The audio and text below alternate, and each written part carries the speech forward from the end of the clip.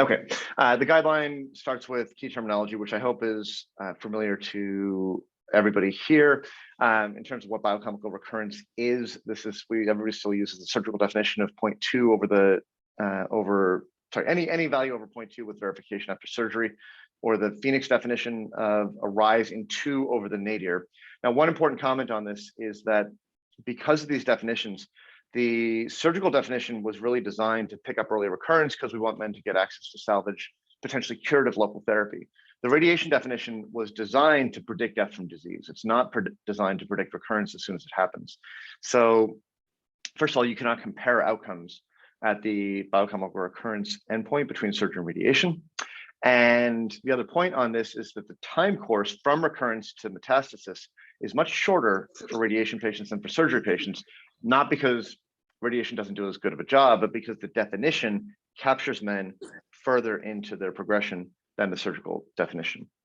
Hormone sensitive, castration resistant, these are fairly intuitive. I think the key thing with castration resistant is that you need to verify it. You need to get a testosterone level to make sure the man is actually castration resistant before you label him CRPC.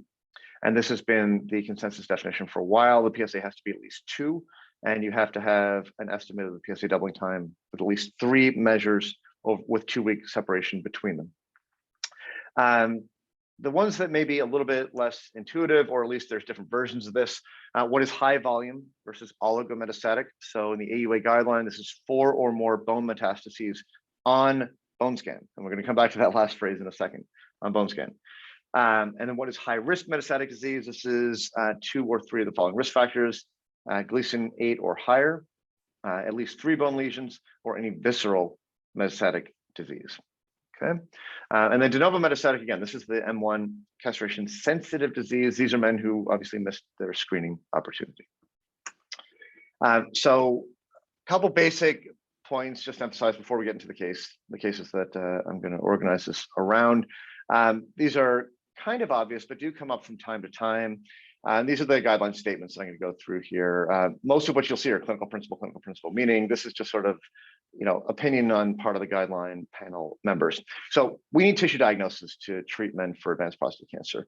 This comes up at the county and VA hospitals, at least a couple times a year, less commonly at UCSF, where there's a man in with a PSA of 1,000 and a super scan, and there's this question, do we just start treatment without getting tissue? We really do want tissue if at all possible. First of all, to confirm the diagnosis, because once in a blue moon, there are other things going on. It's very uncommon if the PSA is 1,000.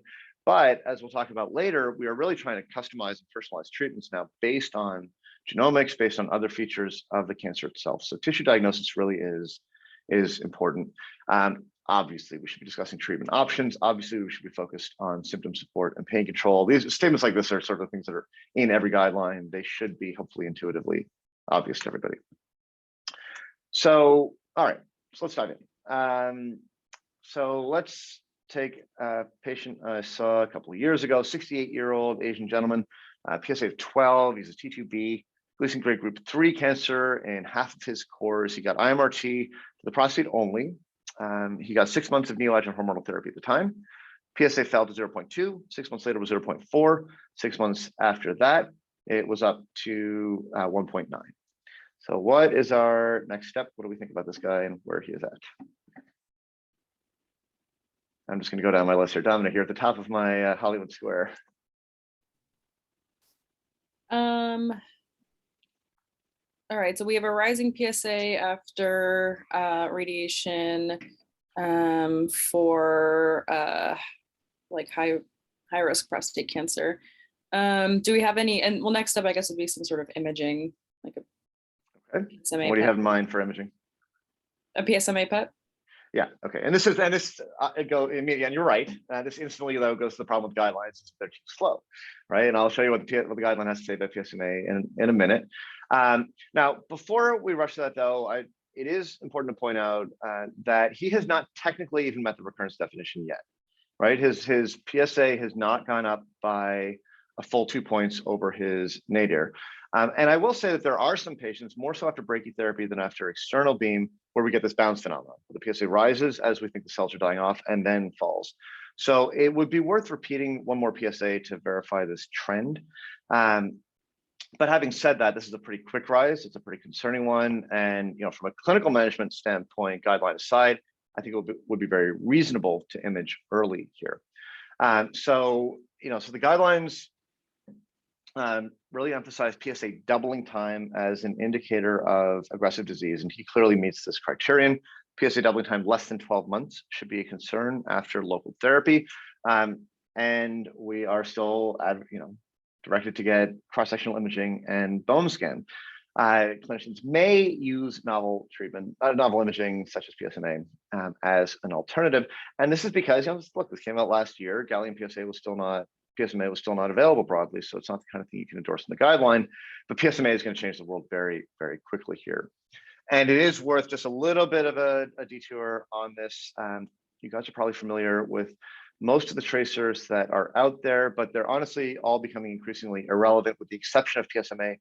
Fluciclovine, this is Axiom, this is still out there. These days, the only people we're really getting it on are those who, for some reason, cannot get PSMA, but that's a very rapidly shrinking proportion. There were insurance issues, those are going away very quickly.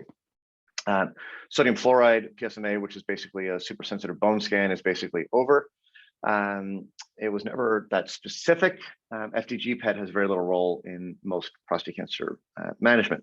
So PSMA is the most sensitive and the most specific. So gallium PSMA is the one that we've had at UCSF for all these years that Tom Hope has been championing. The one that just got approved late last year is the DCF-PYL version of PSMA PET. The brand name for this one now is Pylarify or piflufolastat. And anyone who can say that one 3 times fast gets an extra gold star at the next in-person meeting. But this is driving a huge stage migration, okay? Because all the guidelines and every trial we've done for the last 20 years has defined everything based on bone scan. So does anybody know the Will Rogers? Anybody know who Will Rogers is? I'm not gonna call on someone for this, but you guys have heard this term. Anybody not heard the term Will Rogers phenomenon? Please do speak up. I have never heard of it. Okay, so Will Rogers is this comic. Me neither. Okay, great, fine.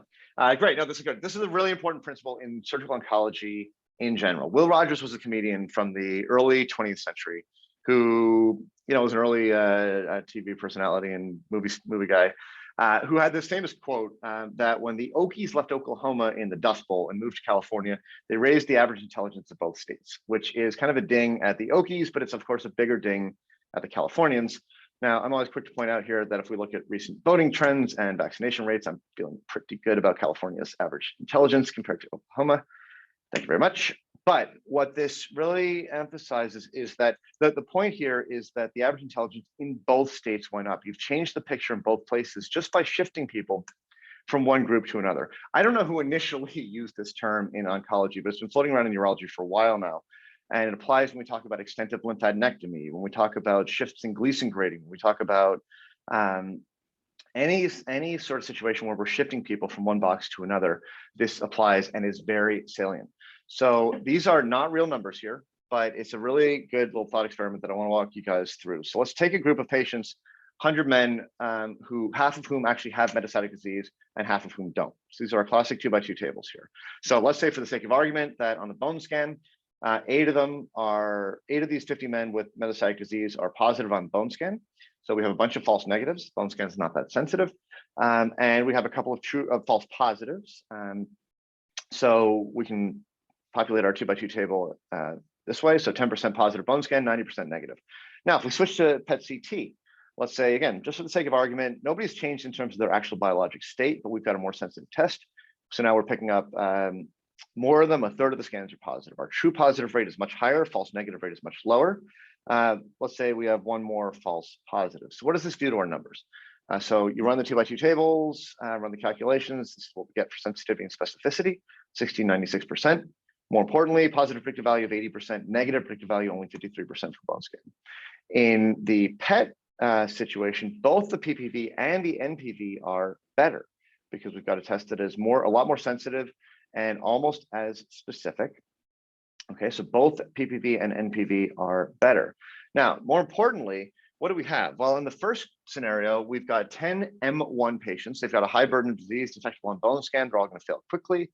Of our 90 quote unquote M0 patients, some of them are false negative. So some will recur, some will not. and progress.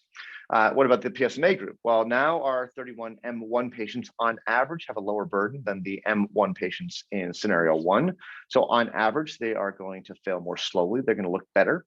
In the meantime, the M0 patients are less contaminated with false negatives, so they're going to do better overall as well. So the M1 patients look better, the M0 patients look better. Not a single outcome has actually changed.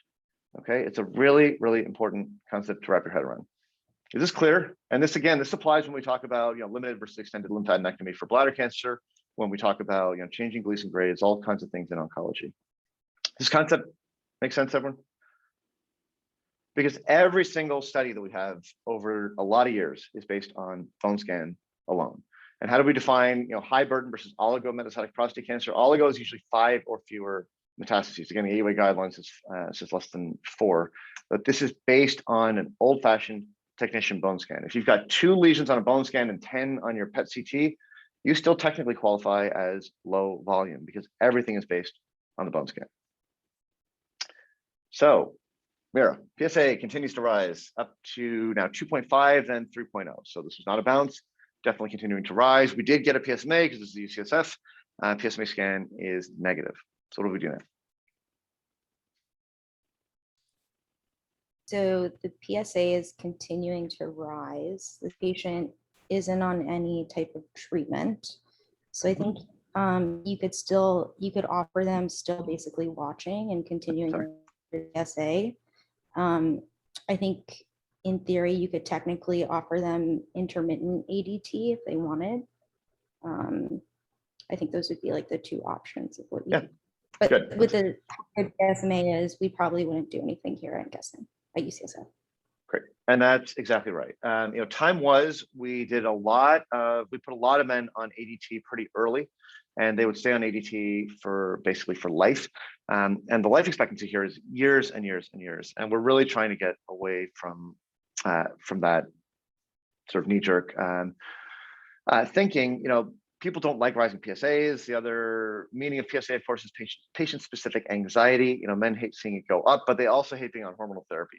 And the implications long-term of being on hormonal therapy, even intermittent, are quite profound. So this is the strongest statement yet in the guideline that for men with a rising PSA after failure of local treatment with no visible metastatic disease, by the way, by conventional imaging, they should be observed or they should go on a clinical trial. But there is really no call to put them on early long-term ADT. And if we are going to use ADT, like Mira said, it should be intermittent. What this means is we cycle it on and off following the PSA and the testosterone. And we can often cycle them on intermittent therapy for years. Now, there are exceptions to this. Men with a very rapid rising PSA, high-risk disease by these other factors that we talked about, high Gleason score, maybe high genomics, rapid rise in the PSA, and we just can't find it on the scan, we will sometimes start ADT empirically, just because it seems so intuitively obvious clinically that there must be something going on somewhere that we just cannot find on the scan. Not every cancer is PSMA positive. There are exceptions to every rule. And it's a really important point to remember. The guidelines are a starting point, not the ending point. This is not cookbook medicine. These are not mandates. All these statements here are, guidances, as it says. These are things to think about. They do not dictate how you have to take care of each individual patient. Hey, Coops, I had a quick question. Please. So for this last patient, I know it's not ideal, but would you discuss a salvage prostatectomy? Yeah. Okay. Great question. So, last time I did this, I had 2 hours for you guys. We did a whole thing on high risk and recurrent as well as the metastatic. So, yeah. Okay. So, should this guy have been offered salvage local therapy? I can tell you from captured data, and these are old studies, but I don't think things have changed that dramatically. The use of salvage radiation after surgery is quite low across the country, way less than 50%, typically less than 25%. The use of salvage local therapy after radiation is vanishingly low. It was less than 10%, I think around 5% in capture, and I doubt it's that much better now. It is way underused. So here, our practice, this patient, before he got to this point, should have been offered biopsy, right, to see if there is local persistent disease, MRI, and see if he is eligible for salvage prostatectomy, salvage HDR radiation therapy, salvage cryotherapy. These should all be on the menu for a person in the States. And you're absolutely right. Now, given this PSA trajectory, though, this is a guy who is honestly is probably not all that likely to work. And I will tell you, as much as you guys have seen, you know, we do cytoreductive prostatectomies not that uncommonly for people with really bad disease. Doing that in the salvage setting is a lot dicier because the risk-benefit ratio is much higher, it's much trickier. But that's an excellent point. Thank you for raising that. Hey, Matt. Any other questions about this, this disease state? Yeah. You mentioned this just kind of very quickly in the prompt. You said the patient had radiation to the prostate only. Yes. You know, we don't learn a lot about the different fields. Is there a way Yes. you think about that when you're treating these patients versus like a whole pelvis? Yep. And again, this sort of speaks to, did this guy get adequate local regional control? You know, we've been doing, you guys know, we've been doing some sort of ad hoc didactics about radiation at the VA. We're going to try to get one of the radiation oncologists to do an actual didactic with you guys, because I think there's a lot to go through here. Yeah, he should have had pelvic management. If we'd done a surgery, he should have had RP with LND. If, you know, radiation, he should have had pelvic radiation, according to multiple RCTs. It does raise the possibility that his recurrence is in the nodes. If we saw it on the PSMA PET, we would go after it with either salvage radiation or salvage lymph node dissection. But in the absence of having visible disease, there is not much of an argument or rationale for additional local treatment or regional treatment. But yes, he should have had more aggressive treatment at the get-go. For the imaging, does are there times where the PSMA PET is negative and you get like an MRI and you see something on an MRI, or is it usually if you're going to get a PSMA PET that you don't really need an MRI? Typically, you don't need it. The MRI that we would do in this setting is to guide the biopsy, because the PSMA PET may show us a local recurrence, but the anatomic, you know, the anatomy is still not as good as with MR. So we can do PET MRI actually instead of PET CT, which is sort of the best of all worlds, if we're contemplating a patient for local therapy. It's pretty uncommon that we're going to detect a MET by MR that we don't see by PSMA. It happens, but it's pretty uncommon. Better for local staging. Thanks, that's helpful. All right. Anything else on this disease state? Otherwise, we'll move on. Let's talk about a slightly different case here. So this is a 58-year-old African-American gentleman, again with a pretty high risk cancer diagnosis, PSA 27, Gleason grade group 4, high volume disease, T3A, high decipher, no lymphadenopathy on his MRI, but he got a PSMA PET that shows 8 lesions in the ribs, the sternum, and the pelvis. So what do we do here? Jorge. So he hasn't had treatment yet. Newly diagnosed. I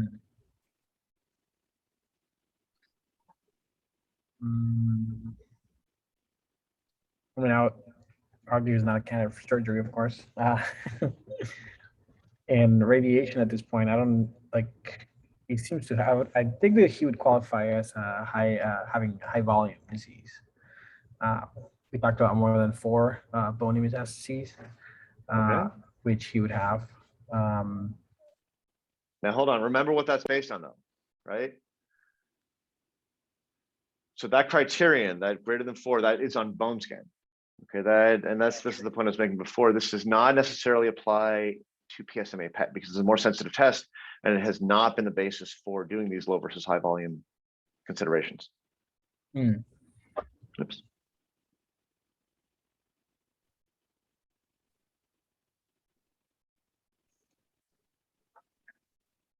Other thoughts?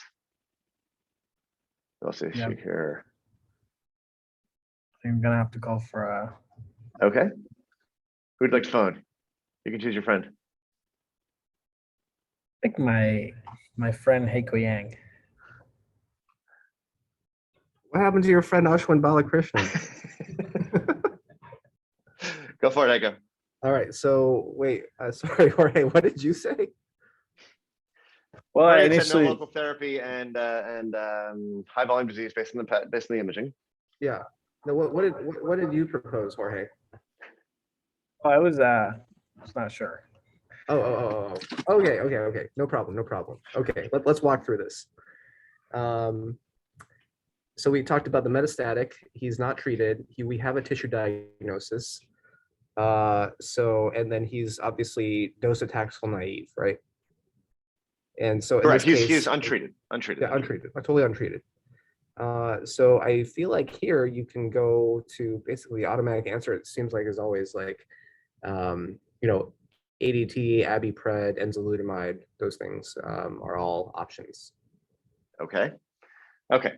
Yeah, and this is where the options are honestly exploding quite quickly. So again, just to emphasize this point, this really is important. The high versus low volume disease is still based on conventional imaging. So it's this crazy thing where, patient like this, you would still want to get a bone scan just to see where he falls in even when we know what the story is based on the PSMA PET, you still do need to get a bone scan to figure out where he is in this oligo versus high volume metastatic disease. Hopefully this is going to change in the next couple of years, but this is still where we're at in 2022.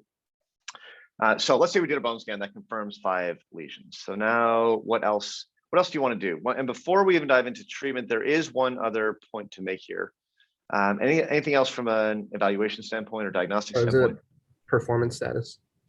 Yes, very good. And actually, even shorter symptomatic performance status is what? Symptoms, right.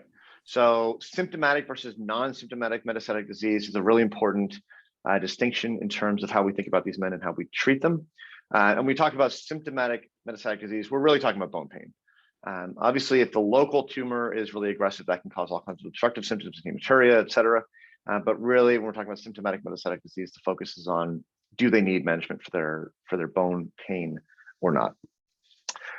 The patient who's already got a declined performance status due to metastatic disease at diagnosis of prostate cancer, this is the guy with a PSA of 1,000 diagnosis, and frankly, urology is not going to have that much to offer most of those patients, but they're fortunately uncommon, even in the unscreened setting.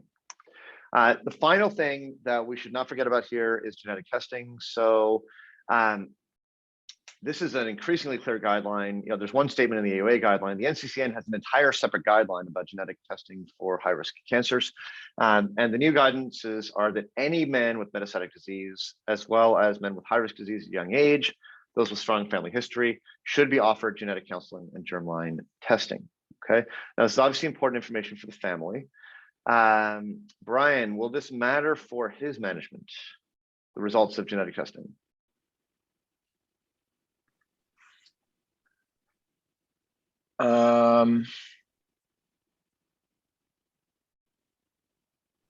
I know that if he does have certain genetic changes, it can mean that the cancer is more aggressive. I think the BRCA genes do, but he already has metastatic disease. So at this point, we're probably already going to be treating him with an aggressive regimen. So no, it probably wouldn't change our treatment of him. Okay, you're on the right track with BRCA, and we will come to this in a little bit. Actually, why don't we say this? But you are on the right track with BRCA, but there are specific treatments now for specific subsets of mutations, BRCA being one of them. So we'll come to that. So Dr. Yang, absolutely right. ADT is still the mainstay of therapy. I hope everybody knows about the Nobel Prize awarded in the 1940s to Huggins and Hodges for figuring out that prostate cancer is hormonally driven, and that castration, either surgical or medical, is the first line of therapy for metastatic disease. I will make the editorial comment that we underuse surgical castration. This we typically do as a subcapsular orchiectomy, so we preserve the tunica on either side. And honestly, from a cosmetic and psychological standpoint, the degree of testicular atrophy that occurs after long-term ADT is profound enough that there's often not that much difference between the sort of, I suppose, raisinoids that we leave behind with a subcapsular orchiectomy and how things feel after years of ADT.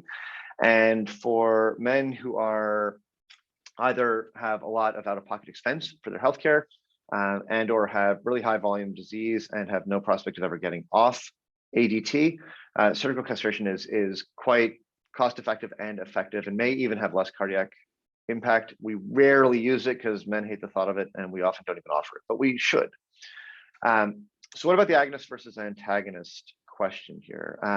Now, so, and this is the other important statement here, is that for a patient like this, especially one with high volume disease, we should be intensifying ADT. So we should no longer be giving ADT alone. We should be intensifying with either AR-directed therapy, androgen receptor-directed therapy, or chemotherapy. And we'll get to that decision in just a minute. So how do we choose what we're going to do here? So the agonists, of course, there's Lupron, there's Zoladex, Luxin, some of these implants like Histrelin we don't use very often. Antagonists, there's Agonists and Rallygolex. This is the new pill. I'll talk about it in a second.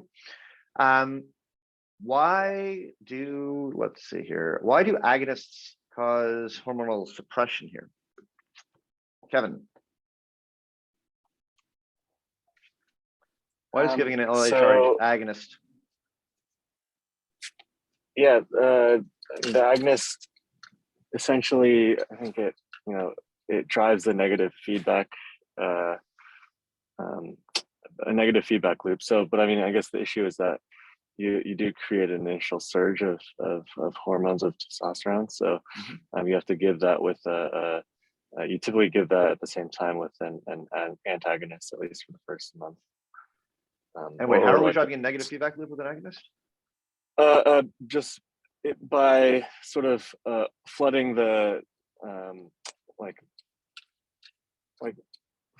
flooding like the pathway, like I guess causes negative feedback regulation up at the level, I think, of the pituitary.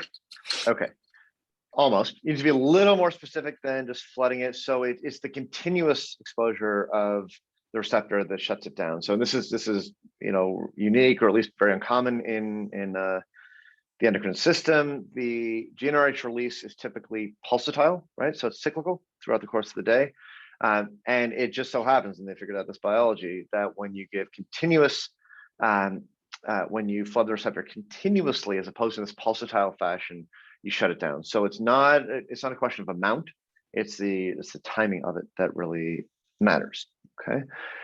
So the antagonists obviously avoid this problem. You do not need to worry about the flare. Degarelix, which is Firmagon, probably the worst named drug in prostate cancer. The patient advocates sort of hate this. Where did the firm go? Why is it gone? Has been out there for a while. We don't use it that much because it has to be given every month. And it's a big inconvenience for patients to have to come to get an injection every month. It also causes a lot more skin site reactions than the injectable agonists. And now we have a pill. We have Rallygolex, which is interesting. So I'm not going to spend too much time on ADC side effects, but these are things that you absolutely have to know because you will take care of lots of men on hormonal therapy over your careers. There's the obvious short-term ones like hot flashes, drop in libido. Cognitive changes are increasingly recognized as a big deal. This is changes in mood, sometimes depressive symptoms, loss of energy, sometimes acceleration of dementia type symptoms. There's a lot of concern about those types of effects, although they're not been all that well quantified. Well recognized is osteopenia and sarcopenia, so loss of bone and muscle density. Dyslipidemia, elevated blood sugar, gain of central fat. Basically, it accelerates this metabolic syndrome. And the question is whether you actually get an increase in major cardiovascular events on ADT. And this has been a controversial question over a lot of years. My, Gestalt one-liner on a complicated literature is it probably is real, but I think it mostly affects men who are already at risk going in. So men who have a lot of cardiac risk factors are probably at greater risk when they start ADT. The good news is a lot of these are modifiable. So real attention to diet and exercise can ameliorate almost all of these, both the psychological and physical side effects. And there's probably not a question as non-controversial in all of prostate cancer as the benefits of exercise for men on ADT. There's multiple RCTs that have all shown benefits across pretty much every single one of these bullet points here for men that go on an aggressive exercise program, both cardiac and weight bearing, when they start ADT. So what about Rallygolex? This is it's a relatively new pill. There was a trial that came out just over a year ago that showed a pretty significant reduction in the incidence of major cardiac events. That's this MACE acronym for men on Rallygolex versus Leuprolide. It's one trial. I would say this has not been. There are some issues with the trial. It's not. This is not entirely practice changing yet. It's an expensive medication, and the copays are higher for patients for pills compared to injectables, which is not an insubstantial concern. So definitely one to watch. A couple of the radiation oncologists here, Matt Roach in particular, is very excited about this and has been trying to get it for patients at the VA. We do not have it at the VA yet because of the cost, but this is, you know, I would say the first thing that is new in the ADT space in a while, and probably will be appropriate for at least a subset of our patients. Now, aside from exercise, it is critical. Like I said, the cognitive piece on ADT, we've been talking about relatively recently. Bone health has been recognized over at least the last 10 years as a critical consideration for men on ADT. So you should assess the risk of fragility. How do we do this? Somebody call out, how do we figure out if they're at risk? DEXA. Excellent, DEXA scan. So that's a whole body bone density test, not a bone scan, bone density test. Pretty much everybody on ADT should be on calcium and vitamin D. They should all be given information on smoking cessation if they're not already doing it. And again, weight-bearing exercise. Furthermore, if the DEXA shows that they are already osteopenic, certainly as they're osteoporotic, they need to be on bone protective treatment. That's either bisphosphonate or denosumab. Okay. Denosumab, briefly, this is a rank ligand inhibitor. It blocks the activation of osteoclasts and promotes formation of new bone. Just to go through this very briefly, it's actually been compared to zoledronic acid in an RCT a number of years ago, and is better at preventing skeletal related events for men on ADT. So preventing fractures, preventing need for radiation therapy for progressive metastatic disease. This is called Xgeva is the brand name for it. It's an injection given once every 6 months. We don't typically do this, but I've certainly seen lots of patients at the county and the VA where we are the first ones to raise it. They, you know, in the UCSF ecosystem, they usually have to go to oncology or endocrine to actually get the injection, but they should be getting it. And like I said, it is not rare that we're the first ones to raise this with the patient and look for it.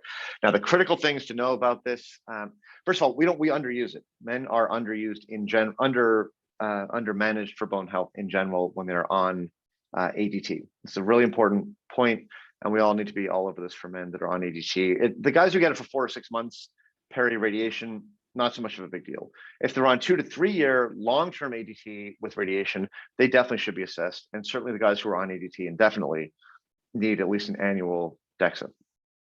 So if they're osteopenic but not osteoporotic, they can get Prolia, which is the once every 6 month version of denosumab is called Prolia. Xgeva is a monthly injection of the same agent of denosumab. So it's 2 brand names for the same thing. The big thing you have to watch out for is something called osteonecrosis of the jaw. So if they get a dental procedure or a dental infection while on either denosumab or bisphosphonate, they can get this really horrible progressive necrotic infection, and they can lose teeth. It's a big deal. It's very easy to prevent. You just need to make sure that whatever dental work needs to get done gets done before they start the medication. And there are also rare instances of hypocalcemia for people on both denosumab and bisphosphonates. So again, watch calcium levels, make sure they're taking calcium, which they should be doing anyway because they're on ADT. And again, this is a great teachable moment for diet and exercise. Okay. So the guideline says, and Heiko said, should we give Abby? Should we give a second generation AR antagonist? Should we give chemotherapy? We have no idea. The oncologists have no idea. There is all this talk about patient preferences and, you know, blah, blah. Look, patient preferences for surgery versus radiation therapy, that's one thing. But sitting down to tell a guy, would you prefer abiraterone or chemotherapy, you know, gets to be, in my opinion, much more of a little bit of a hokey conversation. There are a lot of sort of perceptions of biases in terms of what chemo entails, what Abby entails. And at any rate, the biology should be driving this discussion in my mind. There are some cancers that we can predict based on genomics will respond to Abby. Some that we can predict based on genomics will respond to chemo. We're just not doing that yet, which we really need to start doing. We need to get to that point. The other thing, unfortunately, that drives this decision is finances, because the pills, patients pay 20% out of pocket, whereas chemotherapy, they do not, because it's infusions. This is like the insanities of our healthcare system, where, you know, out-of-pocket cost considerations like that will sometimes drive these decisions. So you guys do need to know, in general, what these medications are and how they work. I hope they're at least generally familiar to most folks. Anybody not know what abiraterone is?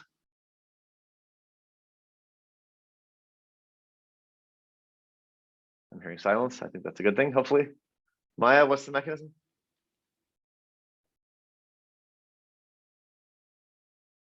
She's taking a call. Sorry. All right. Any other volunteer?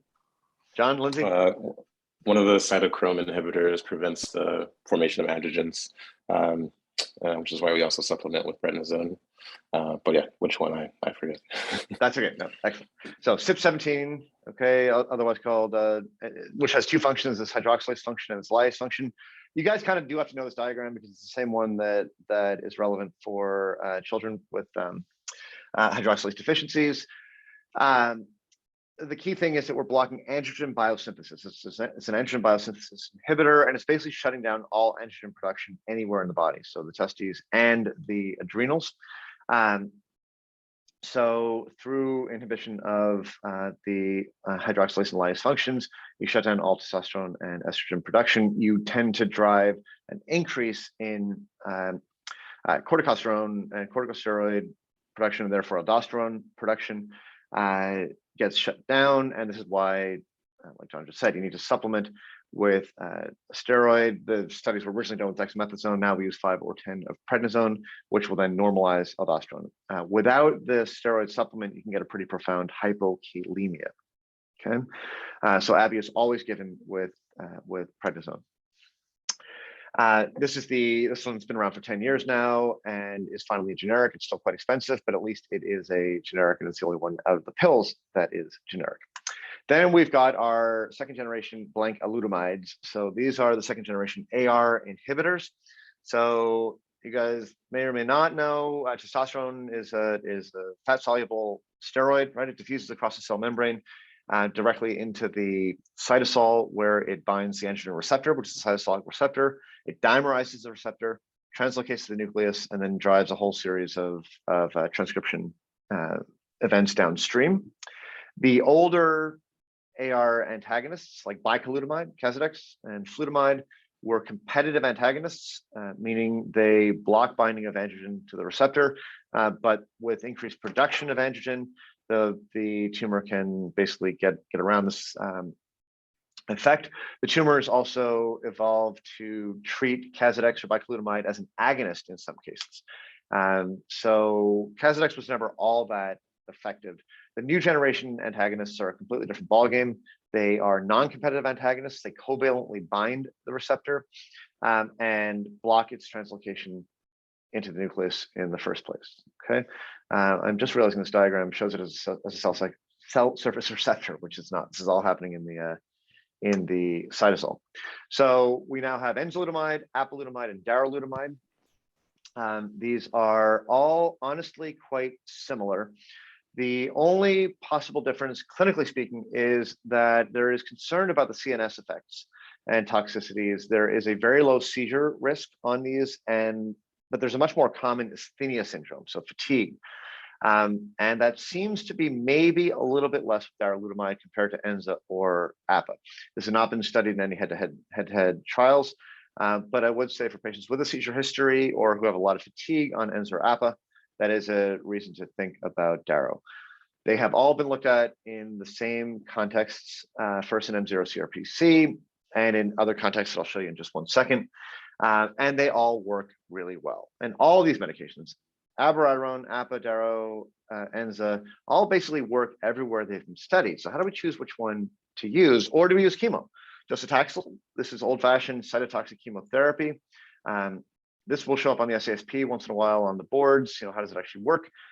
It's a vinculated alkaloid, so it prevents. It's taxane. The vinc alkaloids prevent microtubule assembly. The taxanes prevent disassembly. So the cells cannot complete mitosis because they cannot break down the microtubules that they form as part of the mitotic spindle.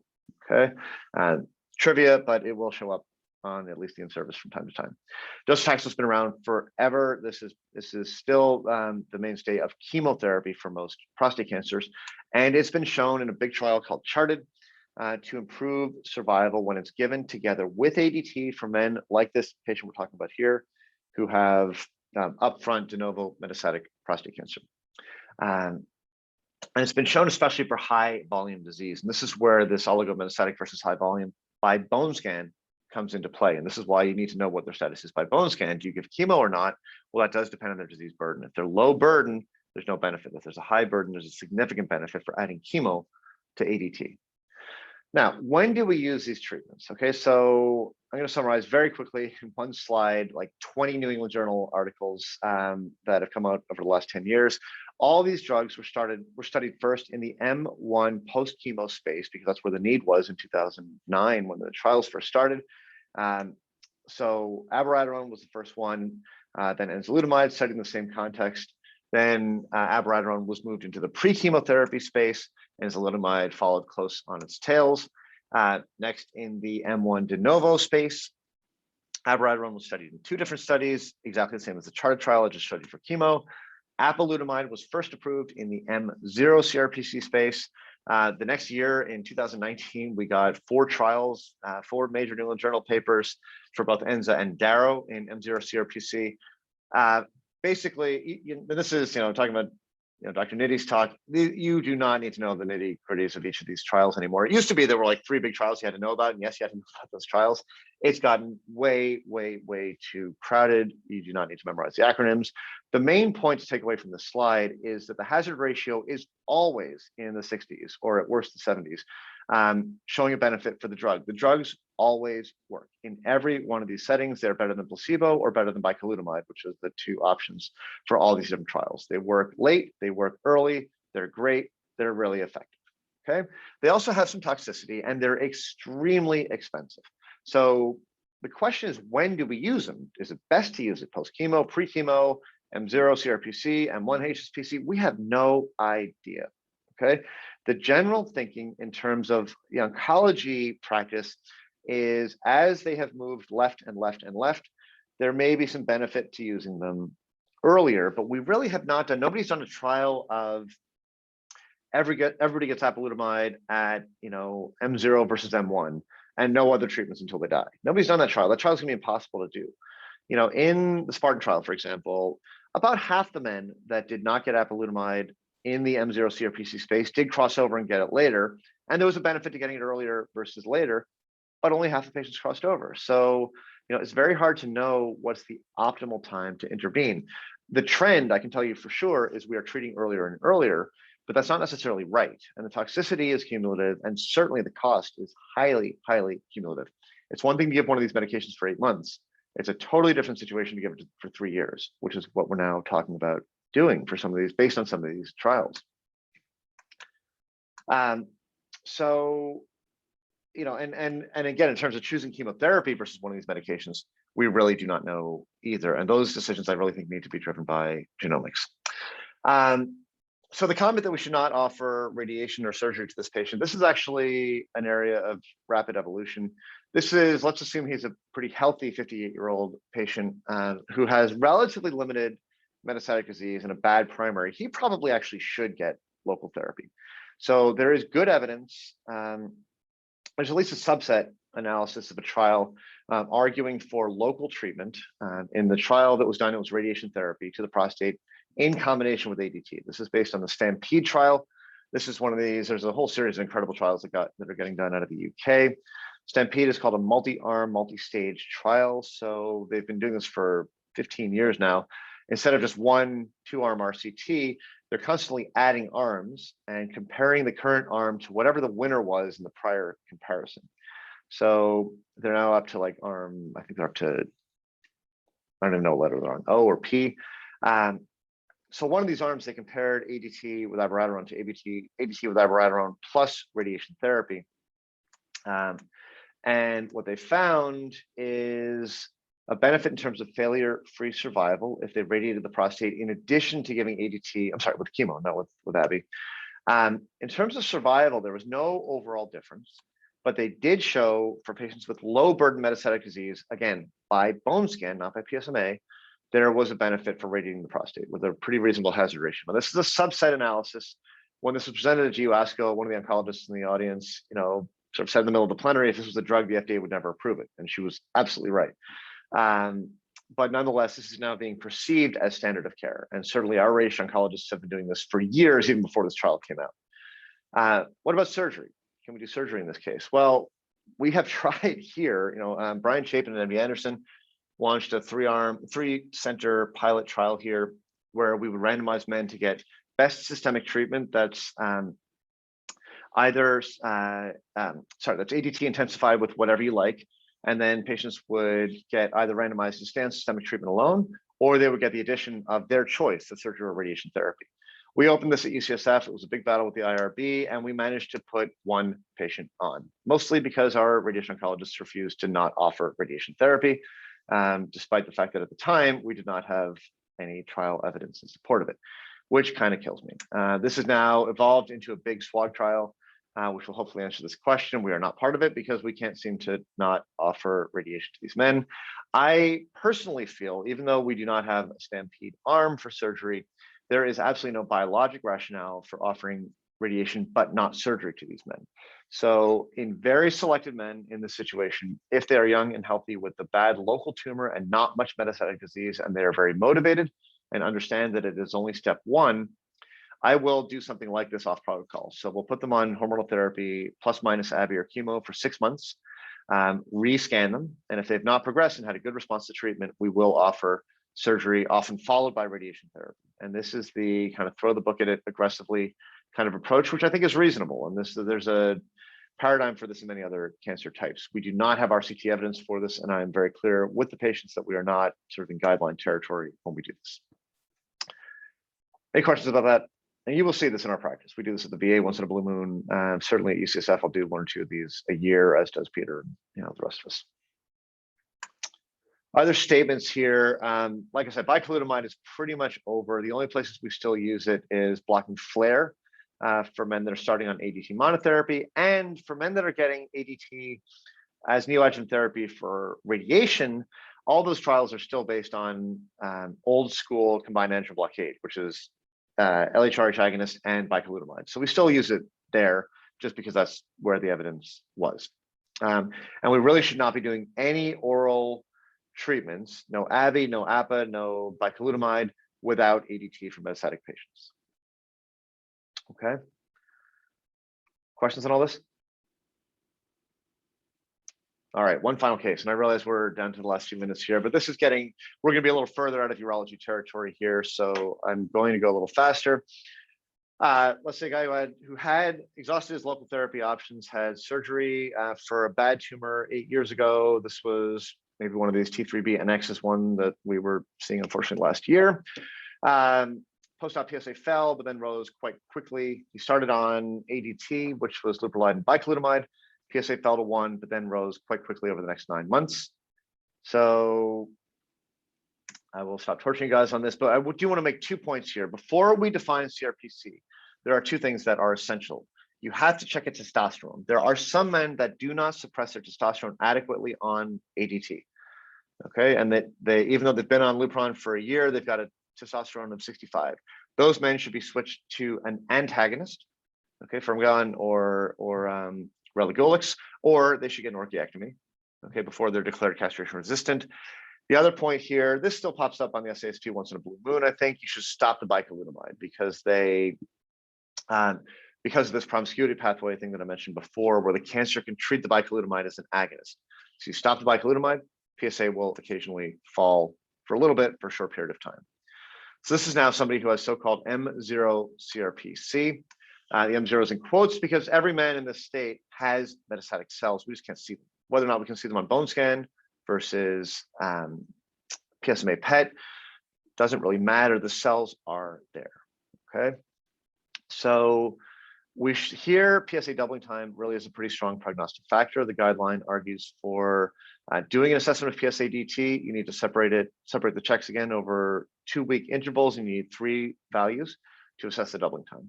And it's a high-risk situation. Doubling time is less than 10 months.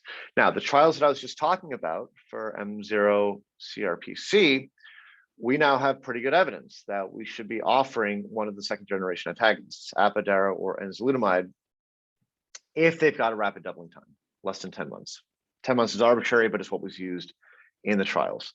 If they've got a slower doubling time, they should probably just be observed in this setting. They should not be getting chemo or immunotherapy yet. So our patient did have a quite rapid doubling time, went on apalutamide, get a good response, substantial financial toxicity. These drugs are $7,000 to $8,000 a month. So for the many patients who have to pay 20% of this, it's a big deal. 12 months later, PSA starts rising again on a similar kinetic path. We rescan him with a bone scan. Now he's got cancer in the bones, still asymptomatic. So now this is M1. So one more comment about risk stratification here. This is the Halaby nomogram. It's been around for almost 20 years now and is still certainly out there. So the guideline recommends for a pretty comprehensive assessment. Alkaline phosphatase, LDH, PSA, certainly performance status becomes a major driver here once you're in this metastatic bucket. And this can give us, the actual survival probabilities have improved a lot over time, but the risk factors are still very much the same. Again, conventional imaging, and we should be profiling the tumor and the patient from a genomic standpoint if we've not done that already. Now, how should we treat this patient? Okay, couple comments. All these men continue on ADT for life. There's really no point at which you can stop ADT. There's also no clear point at which you stop the second line hormonal therapy, even though it's expensive. We do not have a sense that, all right, well, the guy's progressed on Avi or Enza, we stop those medications. They tend to continue and we just add things as long as we can, but obviously you got to do that with clinical judgment as well as with the guidelines. So if they never had a good response to AR-directed therapy, there's no point in continuing it indefinitely, but you pretty much never stop the ADT. Now, this is where immunotherapy has its greatest role. You guys have all hopefully heard of Provenge.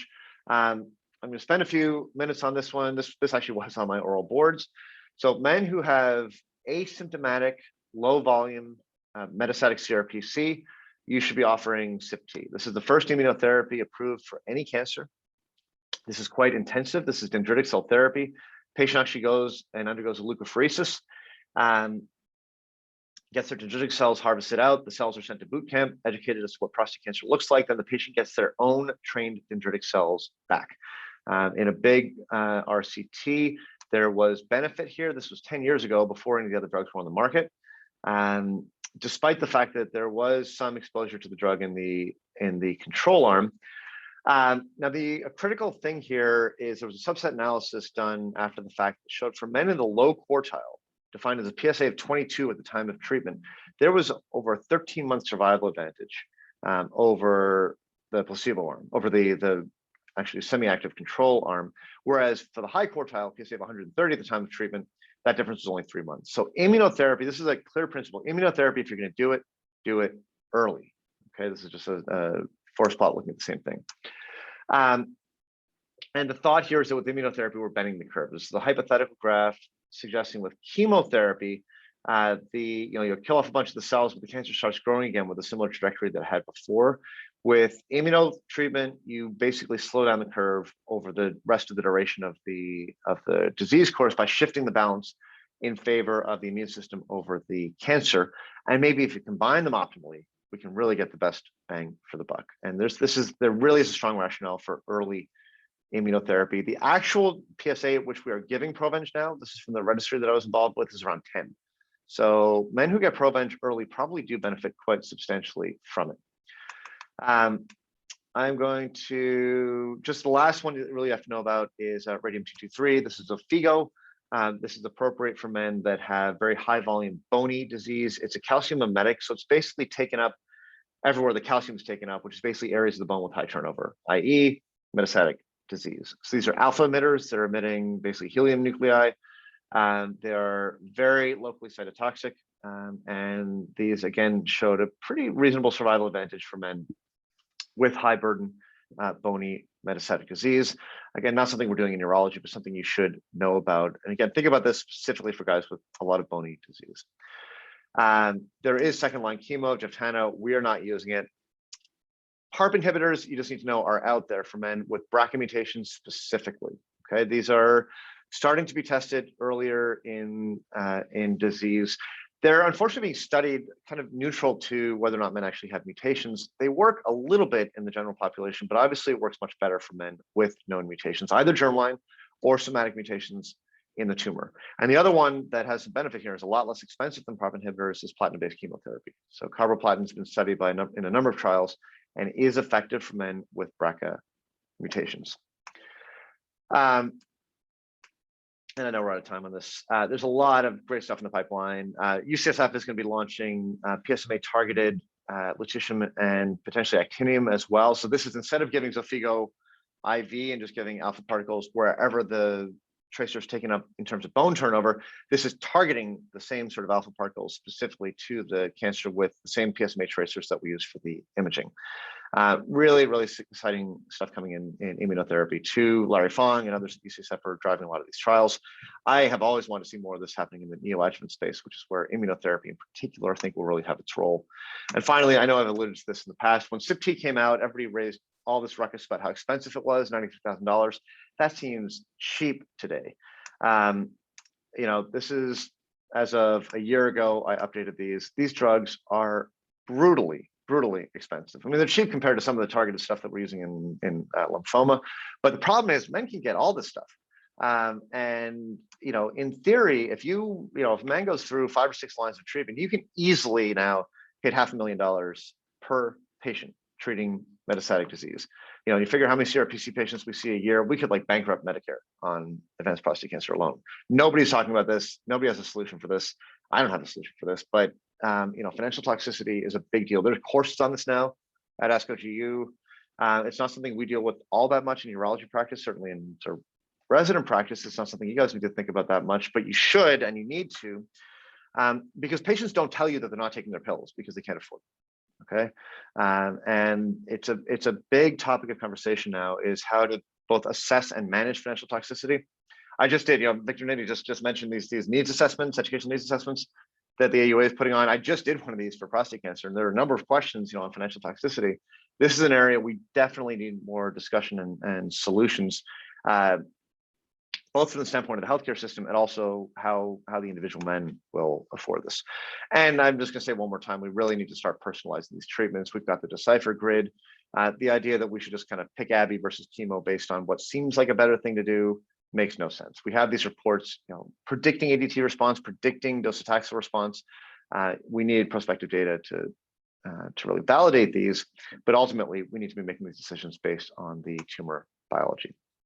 So I know I've kept you guys over.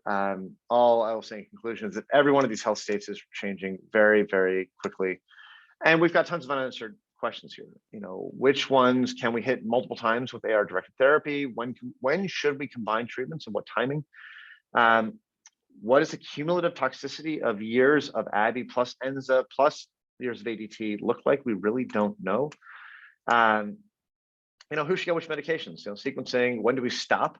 Should urologists versus oncologists be doing this? You know, and how do we validate what the next new treatment is going to be when the option for the number of options for clinical treatment gets so much more complicated? It was one thing when you randomized men to chemo or not, and that was all they got, and then they went on to mortality or not. Now they can get 6 different, you know, combinations of treatment after the trial is over. It makes it very hard to get to mortality endpoints. And how are we going to pay for it all? So I'm going to post the slides, which do include some of these SASP questions for you guys. I know we're over time, so thanks for joining me and your attention. Any questions? I'm happy to stay a few minutes more or answer questions offline. Shoot me an email, give me a call, whatever you guys like. I know it's a lot to take in. There's a lot to do in an hour. It's honestly way too much to do in 1 hour, but questions?